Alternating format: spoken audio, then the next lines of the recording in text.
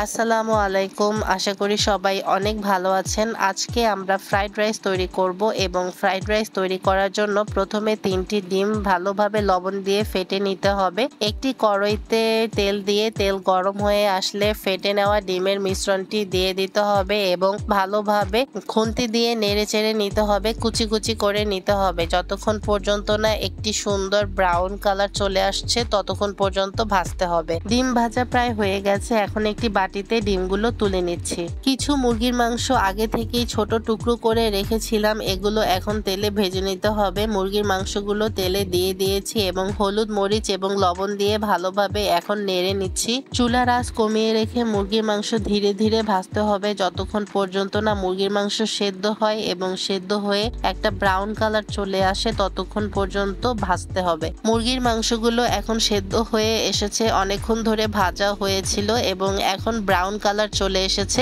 একটা বাটিতে এই মাংসগুলো এখন তুলে নিতে হবে। এখন একটি বড় পাতিল নিয়েছি এবং পাতিলে পরিমাণ মতো তেল দিয়ে তেল গরম হয়ে আসলে পরিমাণ মতো পেঁয়াজ কুচি এবং কাঁচামরিচ কুচি দিয়ে ভালোভাবে নেড়ে নিতে হবে যতক্ষণ পর্যন্ত না পেঁয়াজ একটু নরম নরম হয়ে আসে ততক্ষণ পর্যন্ত ভাজতে হবে। পেঁয়াজ এবং মরিচের মিশ্রণে পরিমাণ মতো লবণ দিয়ে ভালোভাবে নেড়ে নিতে হবে এবং একটু পরে পরিমাণ মতো ভাজা জিরার গুঁড়ো দিয়ে দিতে হবে। ভাজা জিরার গুঁড়ো দিলে খাবার থেকে সুন্দর একটি ফ্লেভার আসবে। পেঁয়াজ এবং মরিচ ভাজা হয়ে গেলে এর মধ্যে সিদ্ধ করে রাখা ৪-৫ রকমের সবজি দিয়ে দিতে হবে। আগে থেকেই ৪-৫ রকমের সবজি লবণ দিয়ে সিদ্ধ করে রেখেছিলাম। এর মধ্যে রয়েছে পাতাকপি, বরবটি, টমেটো, পেঁয়াজের কলি এবং আলু।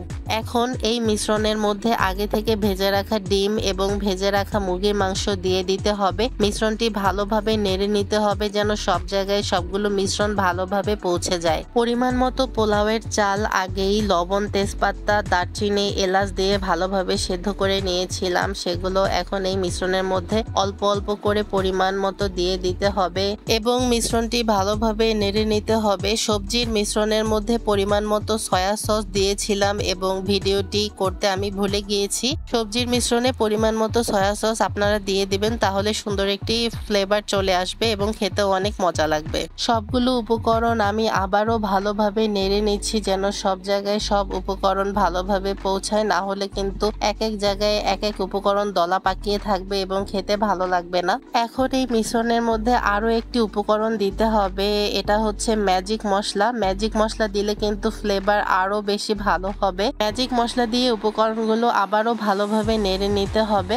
আমাদের ফ্রাইড রাইস তৈরি হয়ে গেছে এবং খেতেও মাশাআল্লাহ অনেক মজা হয়েছে। আপনারা সবাই বাসায় অবশ্যই ট্রাই করবেন। আজকে এ পর্যন্তই। আল্লাহ হাফেজ।